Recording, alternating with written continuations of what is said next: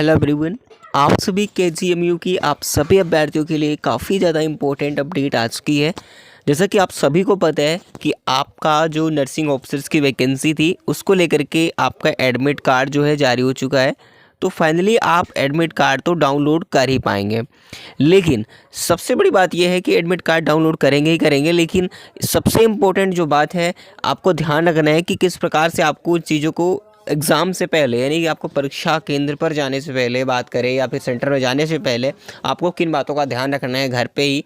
तो क्योंकि आपको 26 जो है नवंबर से आपका एग्ज़ाम है, ठीक है, तो आपकी डेट भी पता हो चुकी है।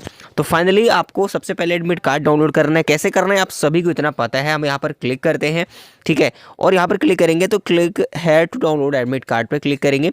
इतना सभी को पता होता है क्योंकि आपने कई बार एग्ज़ाम दे रखा है। बाकी जो नए होंगे बात वो अलग है। तो यहाँ पर आपका एप्लीकेशन नंबर या मोबाइल नंबर के द्वारा आप यहाँ पर इसको लॉगिन कर सकते हैं। आप डीओबी डालेंगे, आप डेट ऑफ बर्थ क्या है आपकी वो यहाँ पर मेंशन करेंगे। उसके बाद कैप्चा फिल करना होता है, ठीक है। तो यहाँ पर कैप्चा होता है, ठीक है। तो यहाँ पर कैप्चे को यहाँ पर से फिल कर देना होता है, ठीक है। जब आप यहाँ पर सारी डिटेल फिल करेंगे तो यहाँ पर कैप्चा फिल करेंगे तो कैप्चा ऑटोमेटिकली यहाँ पर रीड हो जाएगा। उसके बाद लॉगिन पे आपको क्लिक कर देना है, ठीक है। तो जो भी चीज़ें होंगी तो वह आपको डाउनलोड करके चीज़ों को दिखा दिया कि भाई इस प्रकार से करना है। बाकी आपको ओपन हो जाएगा, कोई दिक्कत है नहीं है।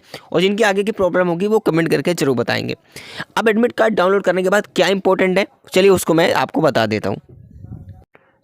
देखिए, तो फाइनली अगर यहाँ पर बात करेंगे तो आप इन चीज़ों को समझिए कि केजीएमयू में जो नर्सिंग ऑफिसर्स की वैकेंसी आई हैं, ठीक है। अब इन नर्सिंग ऑफिसर वैकेंसी में आपको इन चीज़ों को ध्यान रखना है कि आपको सबसे पहले क्या इंस्ट्रक्शंस होते हैं। आप लोगों को ये चीज़ें बिल्कुल साफ़ होती है, ज़्यादा मतलब नहीं देखते। काफ़ी लोग क्या होता है कि एडमिट कार्ड डाउनलोड करने के बाद बहुत ध्यान से बातों को सुनना बहुत ही इंपॉर्टेंट है, ठीक है। अब क्या करते हो, आपका एडमिट कार्ड तो डाउनलोड हो जाता है, जो भी डिटेल्स होती हैं आपकी यहाँ पर लिखी होती सारी चीज़ें, सेंटर वगैरह जहाँ पर क्या है वो सारी वगैरह वगैरह, ठीक है। लेकिन आप क्या होता है जब आपका जो डिक्लेरेशन होता है, जो आपके इंस्ट्रक्शंस होते हैं, कुछ यहाँ पर लाइनें लिखी होती हैं नीचे साइड में। अगर आप यहाँ पर देखोगे तो आपको यहाँ पर देखने को मिल जाएगा इस साइड में कुछ, ठीक है, नीचे साइड में होता है, सब एडमिट कार्ड में होता है। काफ़ी लोग क्या करते हैं, कई बार बहुत सारे एग्जाम्स दे रहते हैं तो उनको कोई फ़र्क नहीं पड़ता है, कोई मतलब नहीं होता, क्योंकि आपको उनको पता होता है कि भाई एक आईडी प्रूफ ले जाना है और फोटो ले जानी है, बाकी कुछ लगता नहीं है, ठीक है। बस यही उनको पता होता है, पढ़ते नहीं है लेकर चले जाते हैं। लेकिन याद रखना, कभी कभी एग्ज़ाम टाइम में कभी कभी एडमिट कार्ड में चीज़ों को चेंज कर दिया जाता है। एडमिट कार्ड हो सकता है कि हर एक बार वो चीज़ें ना हो सकता है कुछ चेंज ना किया हो। तो अगर एडमिट कार्ड में कुछ लिखा हुआ है, निर्देश लिखा है, तो आप लोगों के पढ़ने के लिए ही लिखा हुआ है, ठीक है। भले ही आपको चीज़ें पता हो, लेकिन फिर से एक बार 1 मिनट का टाइम होता है, थोड़ा सा पढ़ लीजिए पहले से ही, ठीक है। कितना समय लगेगा, कहीं भी आप टहल घूम रहे हो, थोड़ा सा पढ़ना बहुत ज़रूरी होता है। अगर दिया है तो पढ़ने के लिए ही दिया है, बाकी कोई बात नहीं, वो आपके ऊपर डिपेंड करता है, ठीक है। बाकी आप सभी को पता है कि भाई कुछ नहीं, एक आईडी प्रूफ आपकी लगती है जो भी आपने एप्लीकेशन फॉर्म में लगाया रखा है, और फोटो लगती है। लेकिन यहाँ पर दिक्कत कब आती है मैं आपको बता दूँ, काफ़ी लोगों के डीओबी में, ठीक है, मिसमैचिंग होती है। यानी कि जो आपकी मार्कशीट है उसमें कुछ हो सकता है एप्लीकेशन फॉर्म अपने भरते समय कुछ और डाल रखा, बाई मिस्टेक भी आपने फिल कर दिया, डेट ऑफ बर्थ मिसमैच हो गई, और आपके आधार कार्ड या फिर कुछ भी आपने जो लगा रखा है, पैन कार्ड वगैरह जो भी आईडी प्रूफ के लिए, उसमें आपका डीओबी कुछ और अलग है। तो इस वजह से थोड़ा सा डिफरेंट हो सकता है। तो आपको क्या करना है, अगर देखिए अगर स्पेलिंग मिस्टेक है आपकी आपके नेम में या फादर नेम में, ठीक है, एप्लीकेशन फॉर्म में कुछ अलग हो और आपके आईडी प्रूफ में कुछ अलग हो, तो आपको क्या करना है मैं आपको बता दूं। कुल मिला के आपको 10th की सर्टिफिकेट ले जाना है, ठीक है, ओरिजिनल। क्या करना है, मान लीजिए कि आईडी प्रूफ में और एप्लीकेशन फॉर्म में आपको मिसमैचिंग समझ में आ रही है, चाहे नेम की बात हो या फिर आपकी डीओबी की बात हो, अगर आपको त्रुटियां समझ में आ रही हैं कि हमारी गलती है या फिर स्पेलिंग मिस्टेक है, तो आपको वहाँ से जो है वापस ना होना पड़े सेंटर से, तो आपको 10th की मार्कशीट जो है साथ ले जानी है, ठीक है। अगर ऐसा है तो, बाकी अगर सब कुछ सही है डॉक्यूमेंट्स में तो कोई दिक्कत नहीं है, आईडी प्रूफ फोटो ही ले जाना है, कोई दिक्कत यहाँ पर नहीं है। अब बात आती है कि सर एग्ज़ाम में क्या करना होगा। सबसे पहले मैं आपको बता दूं, जैसे कि सभी के पास ऐसा होता है, प्रेशर सबसे ज़्यादा, ठीक है, सबके दिमाग में प्रेशर होता है कि प्रेशर का क्या करें क्या ना करें, सबसे ज़्यादा दिक्कत यही होती है। तो देखिए आपको कंट्रोल में रखना होगा। कैसे वो चीज़ें होंगी मैं आपको बता दूं। काफ़ी लोग मॉक टेस्ट वगैरह लगाते हैं, ठीक है, मॉक टेस्ट। तो आप मॉक टेस्ट देते हो या फिर ऑनलाइन के थ्रू जैसे भी देते हो, अगर फिर या फिर आपके बात करें कोई भी आपने परचेज़ कर रखा है मॉक टेस्ट का, ठीक है, तो इस प्रकार से होता है कि उसमें क्या होता है, आप लोगों को अगर मार्क्स कम आते हैं ठीक है, अगर मॉक टेस्ट आपने लगाया तो उसमें अगर थोड़ा सा मार्क्स कम आया तो आपको डिमोटिवेट हो जाते हो कि यार मेरे भाई इसमें मार्क्स नहीं आ रहे हैं तो मैं एग्ज़ाम टाइम में क्या कर पाऊँगा। ये नहीं करना बिल्कुल सोच रहे, क्योंकि बहुत डिफरेंट होता है वहाँ से यहाँ पर। ठीक है, ऐसा इसलिए मैं आपको समझा रहा हूँ ताकि आप लोग पहले से समझ लो।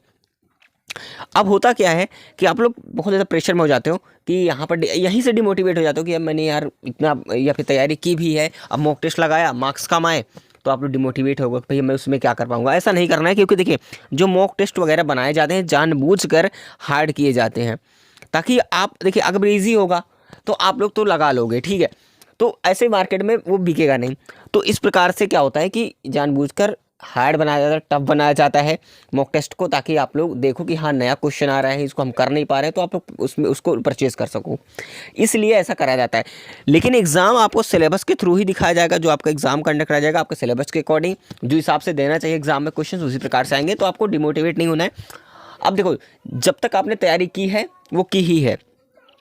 अब 26 तारीख को आपका जो है एग्ज़ाम है, ठीक है, और आपको ये नहीं सोचना है कि अब मेरी तैयारी नहीं है, अरे मैं ना क्या कर पाऊँगा क्या नहीं कर पाऊँगा, मेरा क्वेश्चन नहीं हो पाएगा, फिर मैं अटैम्प्ट नहीं कर पाऊँगा, मेरी तैयारी अच्छे से नहीं हो पाएगी। भाई ये देखो, सोचने से कोई मतलब नहीं है, क्योंकि अगर एग्ज़ाम आपका सर पे आ चुका है तो उस दिन सोचने से तो कुछ होगा नहीं, बल्कि वो लॉस हो जाएगा।